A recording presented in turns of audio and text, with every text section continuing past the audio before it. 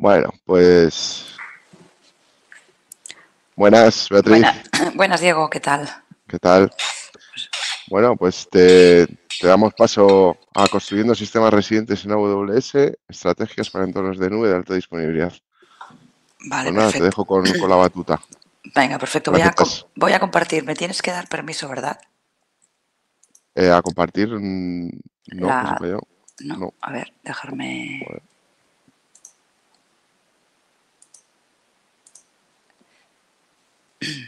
¿Me puedes confirmar si estás viendo la pantalla?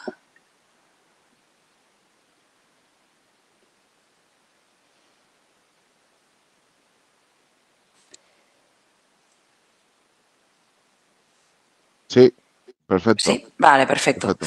Sí, Vale, pues ¿empezamos o...? sí, sí, sí, adelante. Vale, Todo perfecto. tuyo, Beatriz. Vale, perfecto. Vale. Bueno, primero de todo, disculpar por la voz de poco camionera que se me ha quedado esta tarde, es que me estoy constipando, así que pido disculpas. Pues nada, espero que disfrutéis la sesión. La sesión va sobre resiliencia y qué mejor topic después de lo que pasó la semana pasada con AWS, ¿no? Pero bueno, me presento, soy Beatriz Alcántara, soy arquitecta de soluciones dentro de Amazon Web Services y es un topic que a mí personalmente me gusta mucho porque no hay una respuesta eh, única. Normalmente cuando hacemos el viaje hacia la nube puede venir de muchísimas maneras clientes que migran sus sistemas más legacy pues, vía lift and shift o aplicaciones que nacen desde la nube. Entonces, la resiliencia dijéramos que es algo que si vienes de un entorno más on-prem, pues es un paso que tienes que dar, ¿no? Tienes que ir más allá. Y si aplicas o configuras nuevas aplicaciones dentro de la nube, pues es algo que tienes que tener en mente desde el día uno. Pero no hay una varita mágica, una respuesta única al tema de la resiliencia y de hecho lo vimos la semana pasada, ¿no? Cuando partes de North Virginia pues se cayeron. No se cayó la región entera como he leído en alguna titulares de prensa, pero sí que afectó a varios servicios, ¿no? De los 200 y pico servicios que tiene Amazon Web Services pues afectaron a 30 y pico. Lo que hace todavía más importante la configuración de la resiliencia de tus arquitecturas. Venga, ¿qué vamos a ver en esta hora? En esta hora pues vamos a ver un poco qué es la resiliencia, la matriz de la responsabilidad compartida, porque como digo, depende cómo consumas el servicio, qué servicios consumas, pues la resiliencia va a variar y la responsabilidad va a variar. Y luego vamos a ver temas de HI, Disaster Recovery, para diferentes servicios. Insisto, no voy a dar, si alguien espera que diga esta es la configuración que vamos a tener que utilizar a partir de ahora, pues no lo vais a ver en esta sesión porque depende mucho y sobre todo depende de cada carga de trabajo y de toda la parte de negocio, porque al final lo que estás dispuesto a pagar es lo que vas a poder hacer como resiliencia. Esto, no sé si habéis participado en alguna sesión de resiliencia, sobre todo dentro de la casa de Amazon. Esto es algo que nos gusta comentar mucho, ¿no? Tenemos que estar preparados pues, para que fallen las cosas y las cosas van a fallar sí o sí y siempre. ¿Cómo nos vamos a recuperar? Esa es la diferencia.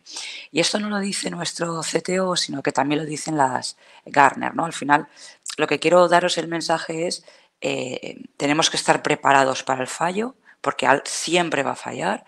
Y de hecho, ahora que estamos viviendo estos últimos meses, al menos aquí en España, con el apagón de luz que tuvimos hace poco, nadie se pensaba que la luz de todo un país se iba a ir. Las cosas pasan y hemos de estar preparados pues, para ello. Y cuando las cosas pasan, lo que tenemos que tener es un plan B, porque si no tenemos ese plan B, lo que estamos abocados es a la pérdida de dinero, ¿no? Independientemente de cuál sea la naturaleza de nuestro negocio. Y bueno, pues Gartner lo dice así como que las 1000 compañías más grandes de Estados Unidos pues estiman que una pérdida anual entre 1,5 billones y 2,5. Bueno, que habría que verlo, que yo esto no me lo creo, pero bueno, hago acto de fe y me lo creo. Vamos a entrar un poquito más en materia, ¿no? ¿Qué son los fallos? Los fallos los podemos valorar de diferentes maneras y tenemos que tratar de evitarlos, ¿no? Puesto que al final tenemos que evitar esas acciones no planeadas que eviten que nuestras cargas de trabajo, nuestras aplicaciones dejen de estar operativas y al final dejemos de generar dinero con nuestra startup, con nuestro enterprise, con nuestra empresa, sea de la naturaleza que sea. Tenemos que evitar errores individuales, ¿no? Lo que se llaman eliminar puntos únicos de fallo. Esto viene muy del entorno legacy, cuando hacíamos las arquitecturas pues con todo duplicado, ¿no? Duplicado los sistemas a nivel de fuentes de alimentación, cableado, tarjetas de fibra, caminos a los discos duales para que no hubiera ningún tipo de fallo. Cuando configuramos ahora en la nube aplicaciones, tenemos que tener siempre ese mantra, ¿no? En el sentido, tenemos que eliminar los single point of failure, es decir, tenemos que evitar a toda costa que un camino sea el camino unitario que nos lleve a un fallo. Tenemos que tener los sistemas y las arquitecturas de manera configuradas de tal manera que un exceso de carga no implique una pérdida de servicio, al igual que la latencia. Es decir, latencia entre partes de la aplicación pueden conllevar a pérdida de servicio. Pero no solo es configuraciones, al final también puede ser algo de humano, ¿no? Es decir, mis configuraciones, vamos a deployar un nuevo producto, un nuevo parche, una nueva versión de la aplicación, pues testeemos la aplicación de alguna manera antes de deployarla en un entorno productivo, ¿no? Que al final parecen cosas muy obvias, pero os puedo decir que es el día a día de mi trabajo convencer a clientes de que utilicen entornos no productivos pues para deployar. Es algo muy obvio que todo el mundo puede decir, pero si esto es lo más normal del mundo. Bueno, pues a veces no. Y luego, en la última parte del Share Fate, que lo que hace, por poneros un ejemplo, es, imaginemos que tenemos 10 aplicaciones y las 10 aplicaciones están totalmente distribuidas, totalmente separadas, pero tienen la misma base de datos en común. Si la base de datos falla, pues se produce un fallo en cadena que implicaría, pues eso, el fallo de las 10 aplicaciones. Es un fallo pues, en cascada, ¿no? Hace un poco de link con el single point of failure, porque al final tenemos una base de datos que es el punto unitario, que si falla la base de datos, pues fallaría todas aquellas aplicaciones que están compartiendo la base de datos. Entonces, teniendo en cuenta esto y teniendo en cuenta pues un poco el tema de la resiliencia, que no es solo Disaster Recovery y HA, sino que es un poco el conjunto de todo, pues daríamos podríamos definir la resiliencia como la capacidad de que tenemos en las cargas de trabajo para responder y recuperarse rápidamente a cualquier tipo de fallos. Hablo de cargas de trabajo, pero cuando doy esta sesión muchas veces me preguntan, bueno, es que las cargas de trabajo siempre hacen referencia a una instancia de C2. No. Hablo de cargas de trabajo como colección de recursos, colección de código, algo que aporte valor empresarial, que pueden ser aplicaciones orientadas al cliente, un proceso backend, una carga de trabajo puede estar utilizando un único servicio en una cuenta de AWS, múltiples servicios en múltiples cuentas. Al final, carga de trabajo es lo que yo defino, pues eso, como una aplicación o servicios, que pueden ser una aplicación con instancias EC2 o una aplicación totalmente serverless. Y hay tres modelos, ¿no? Al final, cuando hablamos de resiliencia, hay una línea gris o difícil de discernir lo que hace referencia a la alta disponibilidad y al disaster recovery, ¿no? Al final es un poco un área gris. Y hay algo muy importante que es la noción de la mejora continua, ¿no? La resiliencia no es algo puntual, es decir, resiliente, mi carga de trabajo, check, pasamos a otra cosa. Es algo que implica algo continuo, es decir, tenemos que utilizar la mejora continua, pues implica mejoras de DevOps, CI/CD, automatizar los canales de entrega, automatizar los deployments. Al final, lo que tenemos que hacer también es introducir fallos a propósito de manera continua para probar debilidades de nuestras arquitecturas, ¿no? Y creo que tengo una slide después, y esto es un caso real.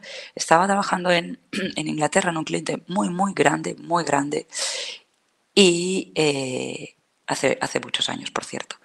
Tenían el entorno productivo en un data center. Todavía no había entrado en ese cliente el tema cloud, y se les cae el data center, tienen un fallo, se les cae el data center, tienen que levantar el disaster recovery y no va. Los runbooks del disaster recovery no habían sido actualizados, nunca había sido testeado. Entonces, claro, estaban pagando una millonada a una empresa de servicios por mantenimiento de un data center secundario que les hacía disaster recovery en aquel caso, y realmente no llegó a funcionar nunca. Entonces, es por eso que la resiliencia es algo que se tiene que revisar anualmente, ¿no? Nosotros desde AWS decimos que, pues de hecho tenemos muchísimos servicios, ¿no? El injection fall, etcétera, que lo que te hacen es, te permiten testear fallos, pues desde fallos de host, desde fallos de zonas de disponibilidad, etcétera, para que tú pruebes como cliente que tus entornos de DR o tus arquitecturas de DR funcionan, y funcionan realmente para el día que realmente lo necesites. Entonces, algo que continuamente tenemos que estar testeando.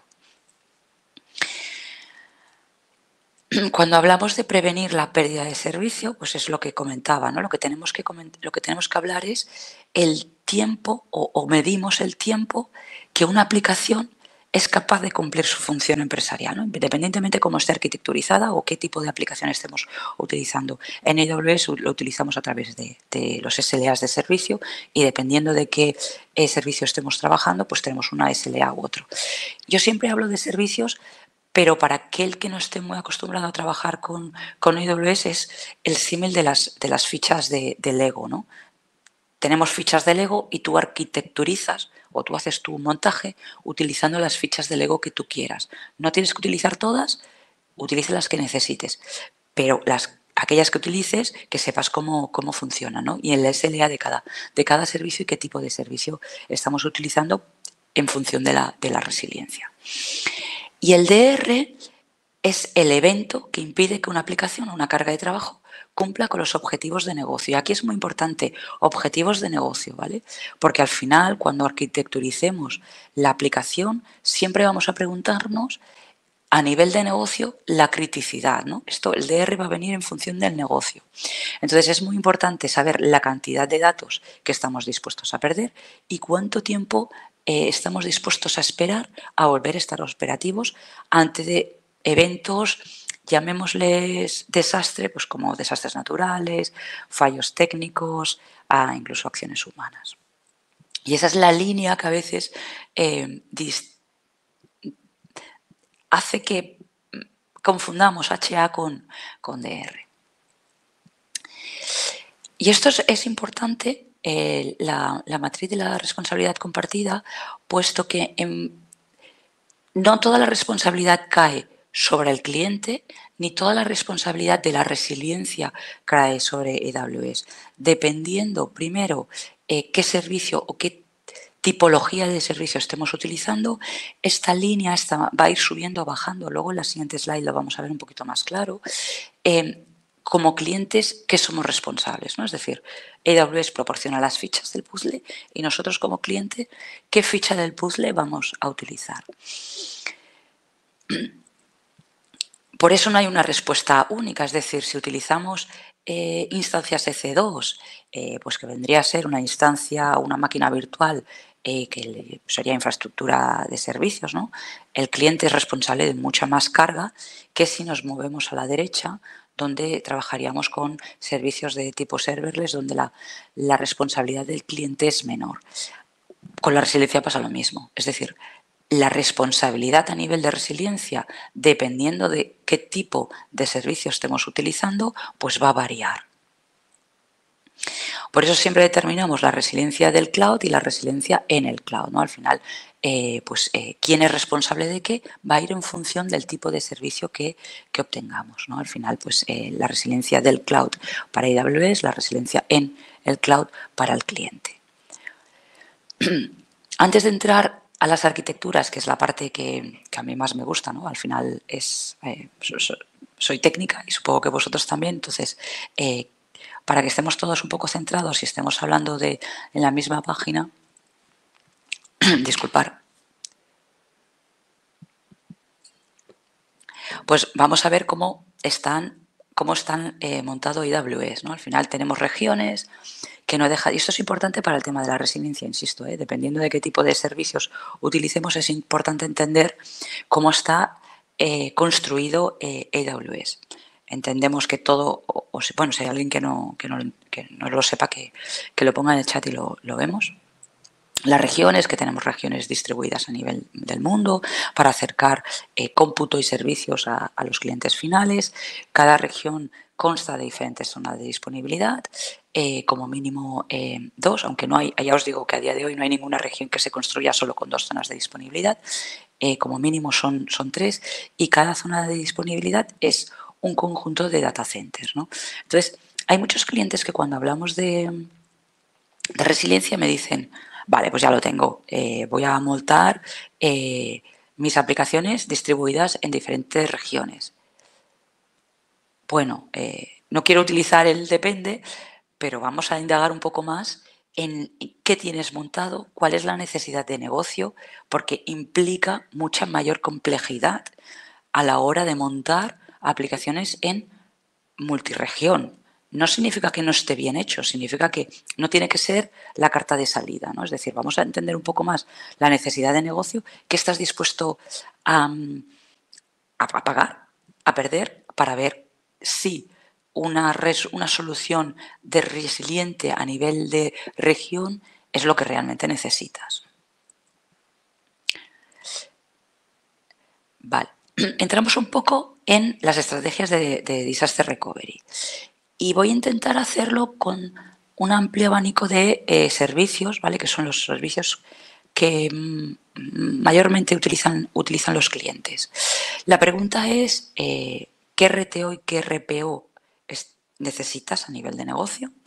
Y yo te voy a dar una respuesta en función de las estrategias. Es decir, si tienes la capacidad de disponer de tiempo para recuperarte, nos vamos a ir a lo que es el backup y restore, que aunque bien no es una estrategia de DR, la podemos utilizar, ¿no? Al final podemos tener un backup de algo y recuperar ese backup en otra región o en otra zona de disponibilidad o en función de nuestras necesidades a nivel de coste inferior.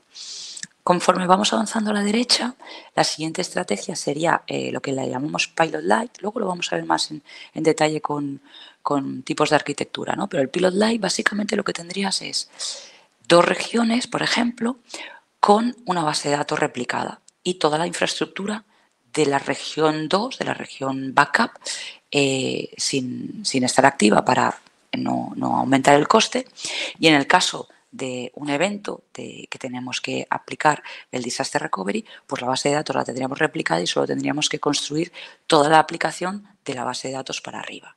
Conforme nos vamos acercando al Warm Standby, es algo similar al Pilot Light, pero con cargas, con la parte de aplicación con mínima configuración, para que el tiempo de respuesta sea menor que el Pilot Light. Y luego el Hot Standby vendría a ser un activo pasivo totalmente igualitario, tanto en el entorno productivo como en el entorno de DR, por eso evidentemente el coste es mayor, pero el RTO se reduciría para finalmente tener un activo activo. Es importante el valor del coste, ¿no? Es importante a menor RTO, menor coste. Entonces, es importante que cuando definamos nuestras estrategias de disaster recovery, preguntemos lo que estamos dispuestos a pagar. Es decir, pero en otras palabras, es decir, ¿cuánto estamos dispuestos a esperar para tener el entorno de disaster activo? ¿Vale? Y eso nos va a dar una respuesta a nivel económica. El bueno, bonito y barato, bueno, pues no existe, en el sentido de yo quiero un menor coste, pero con un menor tiempo de RTO. Bueno, pues hay que llegar a un balance, ¿vale? Si vemos, por ejemplo, qué herramientas podríamos tener para la primera estrategia del Backup and Recovery, pues aquí podríamos tener hay una aplicación donde tuviéramos una instancia, una máquina virtual, una EC2, con una base de datos. Aquí he puesto una instancia de RDS. Y podemos utilizar el servicio de AWS Backup para capturar los snapshots y los backups de un file system, de un FS, que es el servicio de NFS para Linux, por ejemplo. Lo tendríamos en AWS Backup o cualquier otra ficha que te permita realizar backups, ¿no? Pues no tiene por qué ser el servicio nativo de AWS, podría ser otro producto de terceros, ¿no? Tendríamos el backup, lo podríamos pues poner en una región secundaria, pues porque en el caso de que la región principal fallara, pues tuviéramos el backup en una segunda región totalmente disponible, y a partir de esa backup pues podríamos recuperar los volúmenes EBS, las instancias EC2 a través de las AMIs, de los snapshots, los file systems FS a través de la restauración de los backups, el RDS a través del backup, ¿vale? Y si tuviéramos S3, pues podríamos hacer close replication, ¿vale? Entonces, simplemente es una estrategia de backup restore en función de qué servicio utilizas. Simplemente haríamos el backup y en el caso de desastre recuperaríamos. Evidentemente, esto tiene mucho tiempo de recuperación. Por eso la primera slide que ponía, el RTO es mayor. Tiene poco coste porque al final lo que estamos haciendo es un backup de datos, snapshots, y tiene mucho tiempo de recuperación porque evidentemente no hay infraestructura. Si os acordáis de la transparencia, nos movemos más a la derecha. La siguiente estrategia es Pilot Light. Tenemos la región primaria, donde tenemos, he puesto una aplicación simple de 2 capas, la capa de frontend aplicación y luego la parte de backend, una RDS, instancias en un autoscaling group, ¿vale? Que proporcionarían HA en la misma región. Si se cayera una instancia, pues el autoscaling group levantaría las instancias necesarias para tener HA. Es decir, estamos mezclando ahora HA y DR, el balanceador de carga, pues para balancear las peticiones a través de las instancias ED2 de frontend o de la capa de aplicativo, y la parte backend de RDS. Y DR lo tendríamos única y exclusivamente replicado con la base de datos RDS. Es decir, en la región 2 o la región de DR solo tendríamos la base de datos. Luego, a través de infraestructura como código, Terraform o cualquier otro, podríamos reconfigurar o configurar pues el balanceador, el autoescalado, las instancias, de nuevo la configuración del RDS, si en este caso he pintado red réplicas, si tuviéramos red réplicas en otra Z dentro de la región, y tendríamos la aplicación o la carga de trabajo funcionando nuevamente. Los datos estarían replicados de región 1 a región 2 a través de la réplica de RDS, y tendríamos que montar toda la parte de aplicativo. En el caso de DR, pues el DNS se balancearía y entrarían las nuevas peticiones en la nueva región. Mucho más rápido que Backup and Restore, algo más complejo porque lo tienes que automatizar en el sentido de a nivel de gestión, pero mucho más práctico porque al final, si trabajamos como infraestructura como código, pues se despliegan nuestros Terraforms. Ya no hablo de CloudFormation, hablo de Terraform, pero bueno, cada uno con lo que quiera. Se despliegan y el dato está, es decir, la réplica del dato de la base de datos está, y sería algo más rápido. Si aún así toda la capa de aplicativo, que en este caso, en esta estrategia de Pilot Light, no la tenemos y queremos disponer de algo, ¿vale? Que sería el siguiente, que es el Warm Standby. Esta tiene la diferencia de que el Pilot Light, toda la capa de aplicativo de la segunda región, no existe. Es decir, si no existe, no pagas. En el caso de utilizar esta estrategia de Warm Standby, tenemos capacidad mínima, es decir, no tenemos la capacidad exactamente igual que en la región primaria. En este caso, pues he puesto 2 instancias EC2, aquí he puesto una mínima, para que sea más rápido el DR, ¿no? En el caso de Pilot Light tendríamos que recuperar todo. En el caso de Warm Standby ya podríamos empezar a recibir peticiones en el caso de DR, porque tenemos ya instancias de parte de aplicativo y necesitaríamos un poquito de tiempo para escalar. Y nos permitiría escalar el Autoscaling Group a los nodos que hemos definido, pueden ser 2, pueden ser 10, pueden ser los que vosotros queráis o que necesite la aplicación, y el DNS a través del Elastic Load Balancer de la nueva región, pues empezaría a recibir las peticiones, ¿vale? Es misma metodología o misma estrategia que Pilot Light, lo único que con infraestructura ya pre-warm, ¿vale? Precaliente, para reducir el tiempo de despliegue de la segunda región en caso de fallo.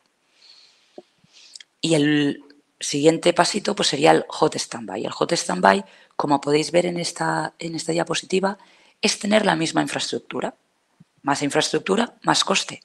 Pero no tenemos que esperar a que la capa de aplicación se configure o se inicie, puesto que tenemos la misma capacidad de cómputo. Evidentemente esto es mucho más caro. Es más rápido, pero es más caro. En el caso de fallo de la región principal o primaria, cambio de DNS, failover, a la nueva región. Pero no tenemos que esperar ese tiempo de creación de instancias a través del autoescalado que tendríamos en el Warm Standby, ¿vale? Es como darle una vueltita de tuerca más a coste del coste, evidentemente, porque tenemos más infraestructura. Ya sabéis que más infraestructura, más dinero, ¿vale? Pero menos tiempo porque utilizamos menos tiempo.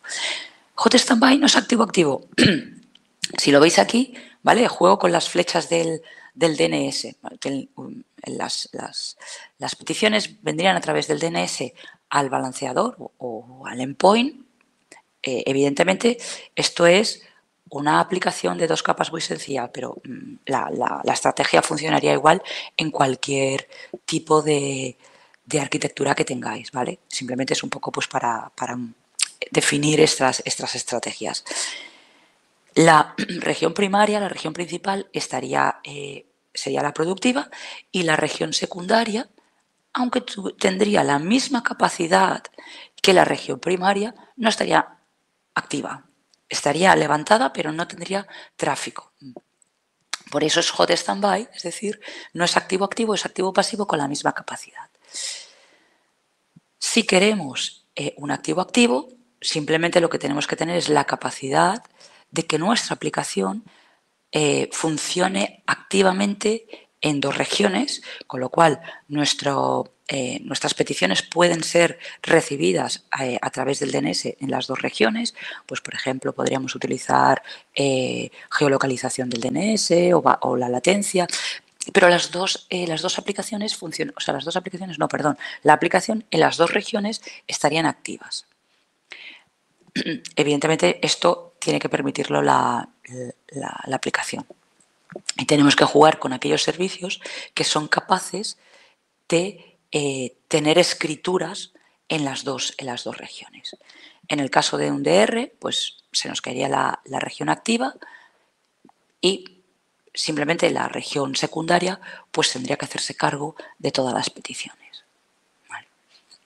Si trabajamos con el autoescalado, pues si necesitamos autoescalar, pues pondríamos más instancias, porque ahora ya no estamos distribuyendo la carga en 2 regiones, sino que solo tenemos una región. Vale, y en el caso, siempre he pintado RDS con red réplicas. Ahora voy a entrar un poquito más en detalle en la siguiente parte, pero para que se vea que estamos hablando de región, pero dentro de las regiones hay zonas de disponibilidad, con lo cual tendrían que estar distribuidas nuestras instancias y nuestras bases de datos de tal manera que, aparte de DR con región, también pudiéramos proporcionar HA dentro de la región. Muchos clientes trabajando en una región tienen más que suficiente, ¿vale? Y como dije al principio, multi-region, o sea, trabajar con 2 regiones o más, no tiene por qué ser la solución a todo, ¿vale? O sea, de ver cada caso a caso y cada carga de trabajo, la criticidad a nivel de negocio y lo que se está dispuesto a pagar por tener la región. Cuando digo a pagar, no es a nivel económico, que sí, pero también es a nivel operativo, ¿vale? Que eso es también muy, muy, muy importante. Y lo que decía al principio, si tenemos una estrategia de DR y no la testeamos, no tenemos estrategia de DR. Y eso le pasó al cliente que os comentaba al principio. Y eso es un caso verídico, ¿eh? O sea, no es que me haya contado, no, esto me pasó a mí. Y claro, pues el cliente se quedó con no muy buen sabor de boca con su proveedor de operaciones, puesto que estaba pagando una millonada por tener un DR que realmente no tenía, ¿vale? Entonces, siempre se ha de testear. Nosotros desde AWS, a nivel de best practices, decimos que las estrategias de DR se han de testear como mínimo una vez al año. Lo bueno sería 2 cada 6 meses, pero bueno. Y resiliencia, y esto no voy a entrar mucho en detalle, pero sí que voy a hacer una pincelada, más que nada porque luego he visto que hay sesiones específicas, va muy de la mano con el tema de la observabilidad. Cuando hablamos de eventos de disaster recovery, necesitamos detectarlos, es decir, el tiempo desde que detectamos el error hasta que respondemos al error es crucial. No podemos tener una estrategia de disaster recovery o Arma en Standby o cualquiera de las que os he explicado y detectar el fallo 2 días después. Que no van, o sea, tienen que ir de la mano. Es decir, cuanto antes detectes tu fallo, cuanto antes detectes la degradación de tu aplicación, antes vas a poder responder. Y de hecho, si os miráis que es público, el caso del error del North Virginia de la semana pasada, veréis que el error se detecta muy rápidamente y se responde muy rápidamente, ¿vale? Cuando digo rápidamente, han pasado horas, pues que podía haber sido o sea, si hacemos un pensamiento autocrítico de lo que podría haber pasado si no hubiéramos detectado rápidamente el error, la catástrofe hubiera sido muchísimo peor. Entonces es importante que tengamos todo el tema de la observabilidad muy trabajado cuando queremos realizar resiliencia en nuestros entornos, porque van unidos de las manos. Tenemos que definir las métricas correctas, tenemos que tener todo el tema de logs para que tengamos pues todo como digo, que vaya de la mano, tanto la resiliencia como la observabilidad. No os voy a dar el coñazo con el tema de la observabilidad porque lo único que me interesa es, más que nada porque tenéis sesiones y aparte eso es un tópico que da para horas, lo que interesa de la observabilidad es reducir el tiempo de la detección para poder reducir la mitigación, es decir, para acortar el tiempo de respuesta. ¿Vale? Y ahora en esta fase en la que entramos voy a ir hablando ya de casuísticas de resiliencia y de HA para servicios en concreto. He cogido servicios muy comúnmente introducidos en AWS, ¿vale? Una RDS que no deja de ser una base de datos relacional gestionada. Podemos trabajar de dos maneras en HA y luego veremos la parte de DR. Podemos configurar un RDS multi-AZ con un nodo principal y un nodo de lectura, ¿vale? En el cual pues, podemos distribuirlos dentro de una región con diferentes zonas de disponibilidad, como tal y como indica el nombre, multi-AZ, ¿vale? Que lo que nos va a permitir es tener HA de la base de datos. Pero también lo podemos tener con dos réplicas, es decir, un máster o un RDS principal y dos RDS de lectura para distribuirlos en tres zonas de disponibilidad.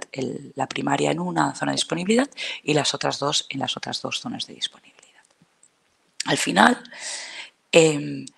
si trabajamos dentro de una región con diferentes zonas de disponibilidad, si sabéis cómo están configuradas las zonas de disponibilidad dentro de una región, lo que nos va a permitir es, debido a la distancia de las zonas de disponibilidad, podemos hacer una réplica síncrona. Es decir, nosotros podemos tener esa segunda copia totalmente sincronizada con la máster, ¿vale? Porque la distancia entre las zonas de disponibilidad nos permite esa réplica síncrona.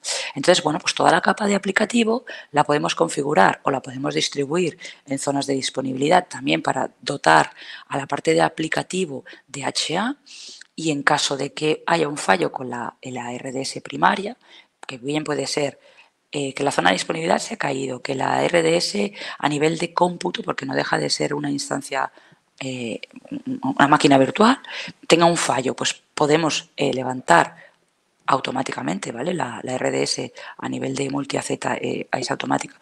La segunda instancia y apuntar las aplicaciones a la base de datos. ¿Vale?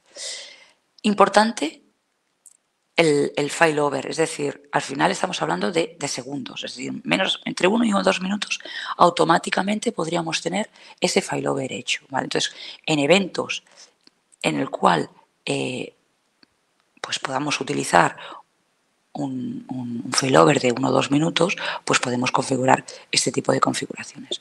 Luego podemos tener la copia a nivel de 3 zonas de disponibilidad, ¿no? Al final lo que te hace es te reduce menos el failover, evidentemente al añadir un cómputo más es más caro, ¿vale? Pero os reduciría también el tiempo de failover. Entonces, ¿qué ventajas e inconvenientes? Pues evidentemente la complejidad, el coste, menor tiempo de failover.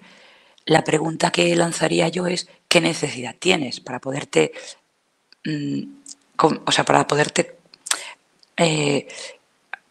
apostar por uno o por otro? Al final pues es un poco la decisión de negocio, ¿no? Un poco lo que comentaba, qué RTO, qué RPO, qué necesidad de negocio tienes. RDS, multi-AZ, pasamos al HA de Aurora. Aurora es un poquito diferente. ¿Vale? También es una base de datos gestionada, pero al igual que el RDS, el cómputo y el almacenamiento van unidos de la mano, en Aurora está separado. ¿Vale? La parte de computación de la parte de almacenamiento está separado. ¿Qué es mejor, Aurora o RDS? Depende, ¿vale? O sea, ya creo que es el cuarto depende que digo en el rato que llevo hablando. Bueno, vamos a ver qué necesidades tienes. La ventaja que tiene Aurora cuando hemos desacoplado el cómputo del almacenamiento es que por definición Aurora replica en 3 zonas de disponibilidad el cómputo, es decir, te permite un fallo de zona de disponibilidad y tu dato sigue estando totalmente activo. De hecho, para las escrituras te permite una zona de disponibilidad fallida.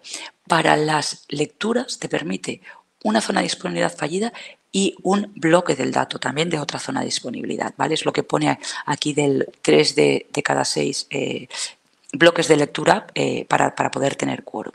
Es decir, si nos fallara el storage o no se nos cayera una zona de disponibilidad, Aurora seguiría manteniendo su constancia a nivel de datos y a nivel de cómputo porque el dato está totalmente replicado en todas las zonas de disponibilidad, 3 zonas de disponibilidad.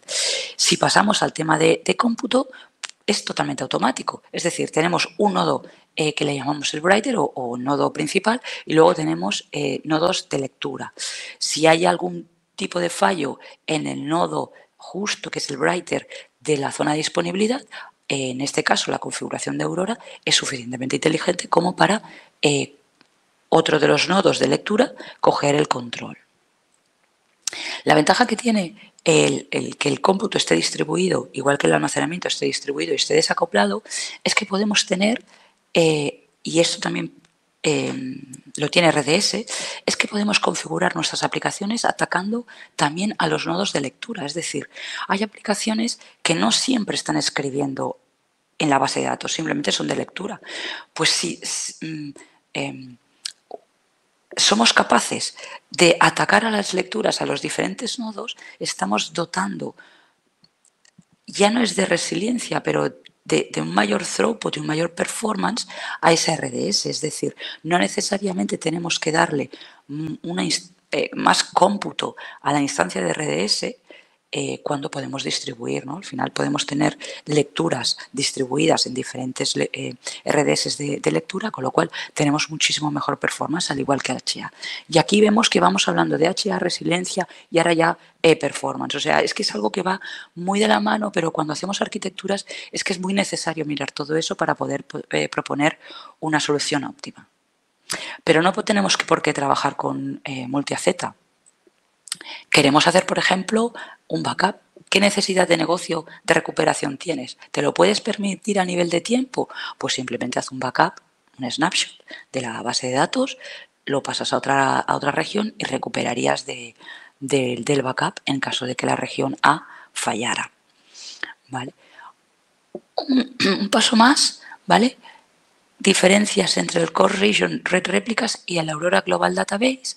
Esto es importante. Perdonad, me estoy quedando ya sin voz. Esto es importante, ¿vale?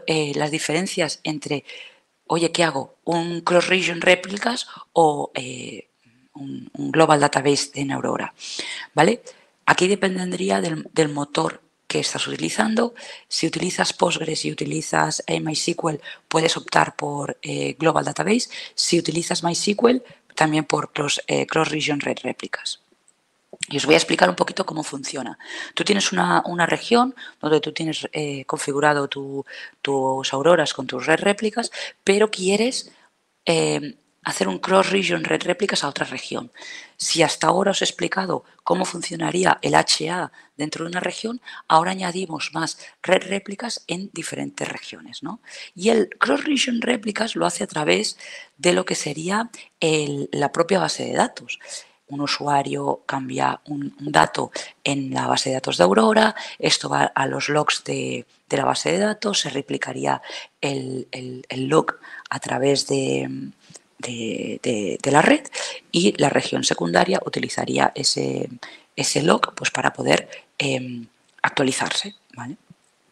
El failover es manual, es decir, si se nos cae la región A, manualmente yo tengo que promover, hacer el promotion de la base de datos de la región B.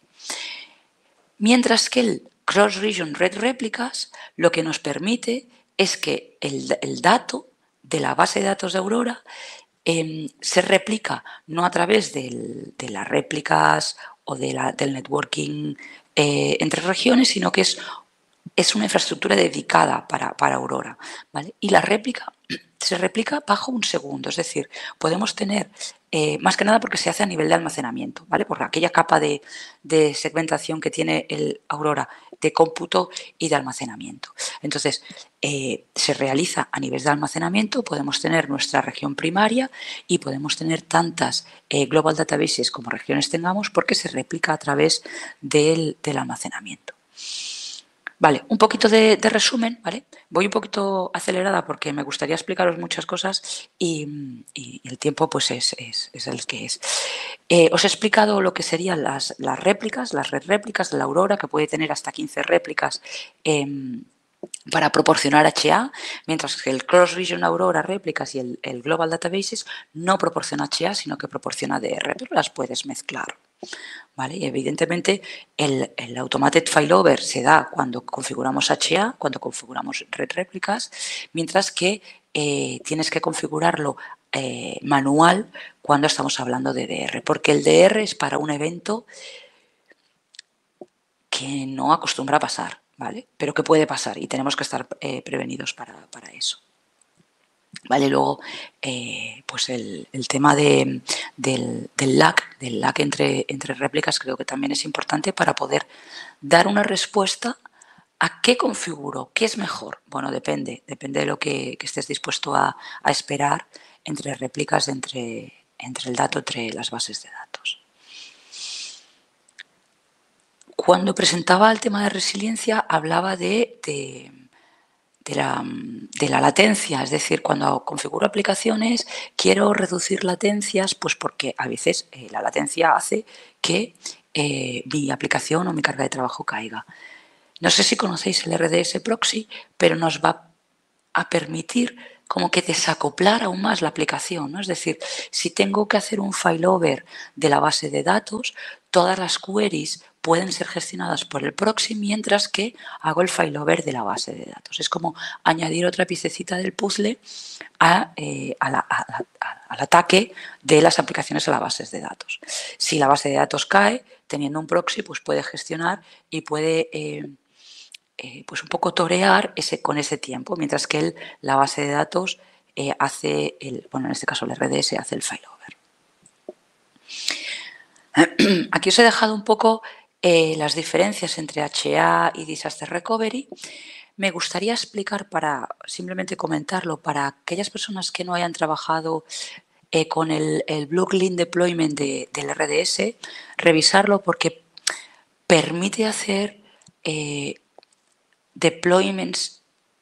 Bueno, eso funciona como cualquier Blue Green de DevOps, ¿no? Al final es una copia exacta de lo que tú tienes, ¿no? El Green es la copia exacta sincronizada del Blue.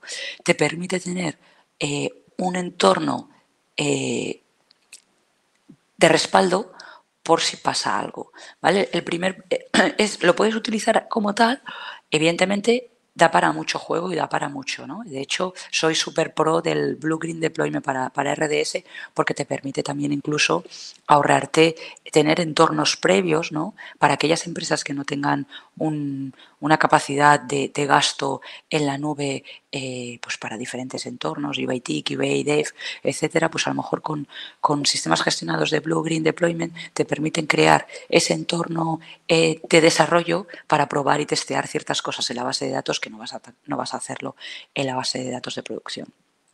Eso daría para otra sesión completa. La verdad es que el Blue Green Deployment, para aquellos que no nos conozcan, os lo recomiendo, hasta incluso para hacer las upgrades de las major versions de RDS.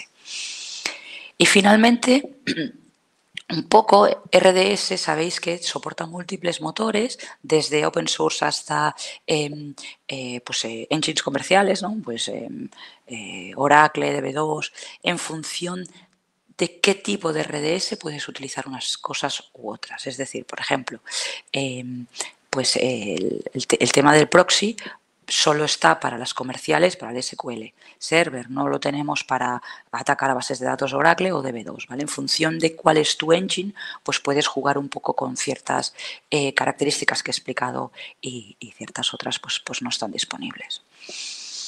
RDS nos movemos al mundo NoSQL, ¿vale? DynamoDB, base de datos NoSQL administrada por AWS.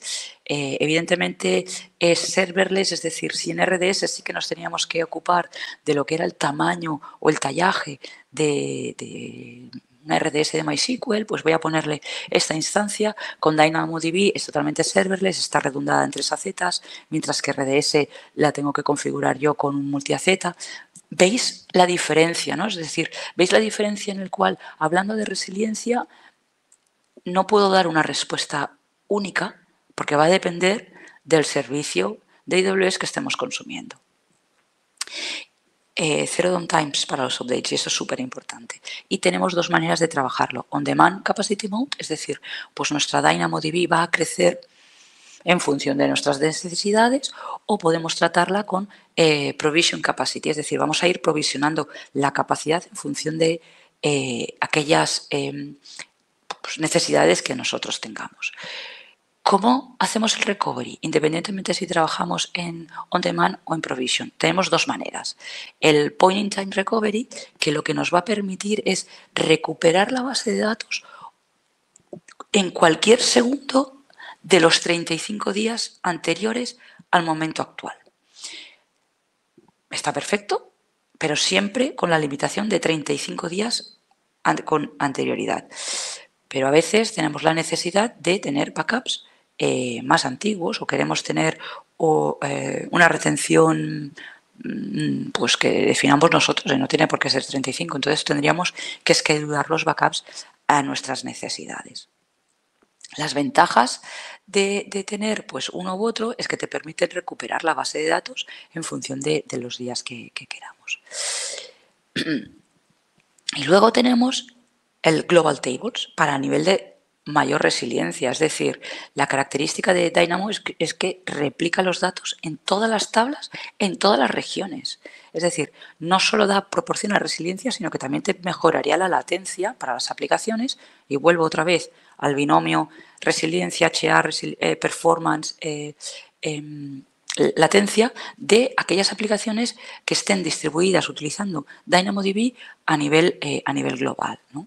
Y eso sería tan sencillo como, imaginaros una aplicación que está replicada en 2 regiones, que tiene el DynamoDB que se está replicando en las dos regiones. Las dos regiones podrían llegar a estar activas, ¿vale? O una activa y otra pasiva, eso ya en función de las necesidades. Y podríamos tener el dato totalmente replicado en las dos regiones utilizando el Global Tables. Me queda, creo que 10 minutos, me da tiempo para haceros en la última parte de la sesión, que es, hemos visto RDS junto con EC2, ¿no? Infraestructura, servicio de infraestructura EC2, balanceadores, auto-scaling groups, bases de datos, NoSQL y SQL, y ahora vamos a hablar de serverless. Serverless podremos tener dos patrones, ¿vale? Es decir, activo-pasivo, tenemos una región en la cual permite la entrada de peticiones y la otra región puede estar simplemente para lectura o a la espera de que la región falle. O también podemos tener activo-activo. Si tenemos una base de datos, pues tenemos que tener presente lo que acabo de explicar, ¿no? Es decir, que las bases de datos se repliquen de alguna manera. Y los patrones pueden ser síncronos o asíncronos. Es decir, si tenemos un API Gateway, ¿vale? Para poder atacar a las APIs, si luego atacamos directamente al servicio, sería una manera síncrona de acceder a la aplicación, pero podemos poner elementos en medio, SQS, SVMbridge, algo que desacoplen y hagan asíncronos los patrones. ¿Y cómo podemos tener esos patrones tanto de síncrono, asíncrono, activo-pasivo, activo-activo para temas de resiliencia? Pues, por ejemplo, lo más fácil, pues yo tengo una aplicación en una región y la voy a copiar exactamente igual a otra región. Trabajo con health checks de mi DNS, mi aplicación en la región primaria no responde porque la región se ha caído o porque ha pasado cualquier cosa, pues simplemente el DNS me va a enrutar las peticiones, me va a hacer un failover de las peticiones a aquella aplicación que yo ya tengo corriendo en mi aplicación, en mi región secundaria. Y aquí he puesto DynamoDB, podríamos utilizar el Global Tables, porque la base de datos, evidentemente, el dato tiene que estar replicado, ¿vale? No es lo mismo algo como código que está replicado como que una base de datos, ¿vale? Y aquí jugaríamos con replicar toda mi aplicación en una segunda región y jugaríamos con el health check del DNS para hacer el failover. Activo-pasivo.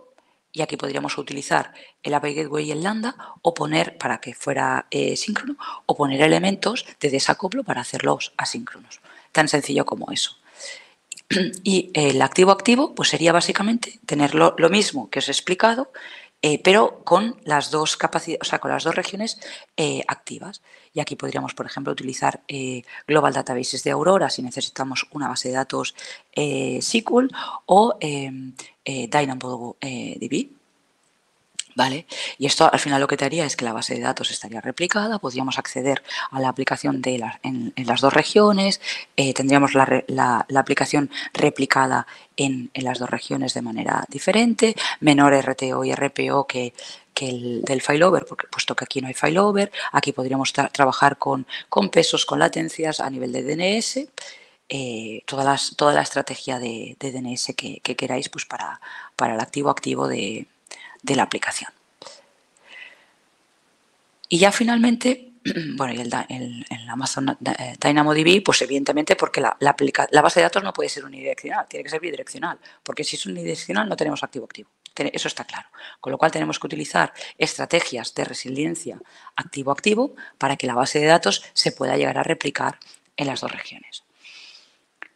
Simplemente, antes de dar paso a las preguntas, porque creo que ya voy muy justita de la hora, quedaros con el concepto de que la resiliencia se tiene que mirar a nivel de aplicativo, que no hay una solución mágica. Sí que es cierto que la resiliencia se tiene que trabajar para aquellas aplicaciones críticas o que el negocio determine que necesitan una resiliencia. No hay una solución única, pueden haber un montón de soluciones de todos los colores dentro de una organización. Y el multi-region no tiene por qué ser la solución a todos nuestros problemas. Es decir, a lo mejor el multi-region incluye más problemas que resuelve, ¿vale?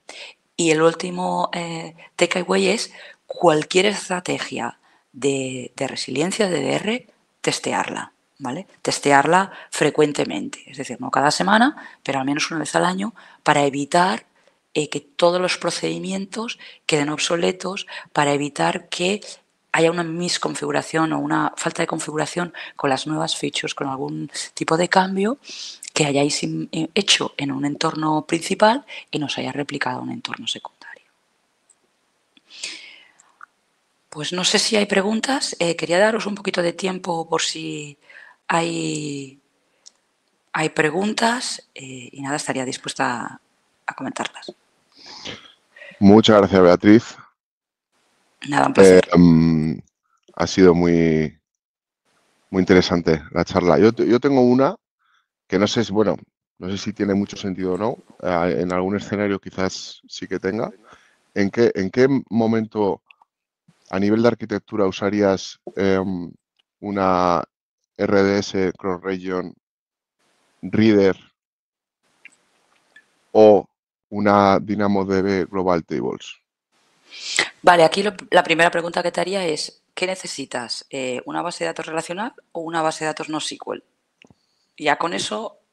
Pero podría haber arquitectura, imagínate que es fuerte, o sea, que podría tener ciertas tablas ahí y otras, o sea, una arquitectura híbrida, que lo podría hacer Sí, en mi totalmente. escenario. Podrías tener la combinación de dos bases de datos, una SQL y la otra no SQL.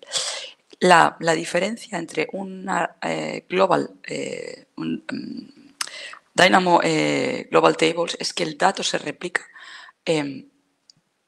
totalmente, o sea, está activa. Es decir, puedes leer y escribir en esa Global Table, mientras que el RDS es de lectura y solo podrías utilizar la escritura en la RDS siempre y cuando hagas el failover. ¿Vale? En la RDS la única capacidad que tenemos es de escritura en una de las réplicas, mientras que el Dynamo es totalmente bidireccional. Es decir, tú puedes escribir en una como en otra que los datos se replican, mientras que la RDS no. Sí, pero a nivel de resiliencia, si yo tengo una tabla, o sea, me refiero más a ese enfoque, tengo una tabla que la puedo meter en una DynamoDB o en una RDS, en una Reader Cross-Region, ¿qué sería, o sea, qué sería más resiliente? Ok, asumimos que puedes poner los datos en cualquiera de las dos. ¿Vale? Tendríamos que mirar a nivel de coste y a nivel de resiliencia siempre servicios que sean serverless van a ser más resilientes. ¿Por qué? Vale. Porque la carga operativa recae sobre AWS y no sobre el cliente. RDS es una base de datos gestionada, pero que no es serverless, porque tienes que hacerte cargo de la instancia que hay por debajo. Tú tienes que definir una instancia de tipo RS. Subtrace y todo Exacto. eso, sí. ¿Vale? Mientras que en la Dynamo es totalmente serverless para ti, o sea, no tienes que aplicar parcheados, puedes crecer tanto como quieras, está replicada por defecto en 3 zonas de disponibilidad. La RDS tienes que configurarla tú, tienes que configurar el multi-AZ, tienes que parchear, aunque AWS te proporciona el parcheo, pero tú como cliente tienes que darle al botón, por decirlo de una manera, de, vale, actualizo mi base de datos. Y a veces, pues eso implica caídas. Y de hecho, aquí, por eso he insistido tanto en el Blue Green Deployment, precisamente por eso, porque cuando aplicas upgrades de parcheados de bases de datos, tú eres el responsable de terminar el tiempo en el momento que tú quieres. Y a veces pues hay una parada, es decir, porque estás cambiando de versión de engine, mientras que la Dynamo es totalmente serverless y no tienes y es cero downtime, es decir, es que es totalmente resiliente. Vale, perfecto. Entonces serverless siempre. Siempre que se pueda, sí. Sí, Siempre sí, que se pueda, siempre que sí. se puede. Sí, sí, sí. Sí, sí. Vale. Bueno, pues nada. Muchas gracias, Beatriz. Pues Voy a nada, dar paso. clave el tiempo. 15, ¿no? Sí, has clavado Clavado del tiempo. prácticamente. Sí, sí, porque además tengo que hacer el cambio con Antonio, que estaba calentando. Así que bueno, pues muchas gracias, Beatriz. Ha sido Pues, un placer. pues nada, Y y hasta la próxima. Hasta la próxima. Un saludo. Chao. Hasta luego. Muchas gracias, Beatriz.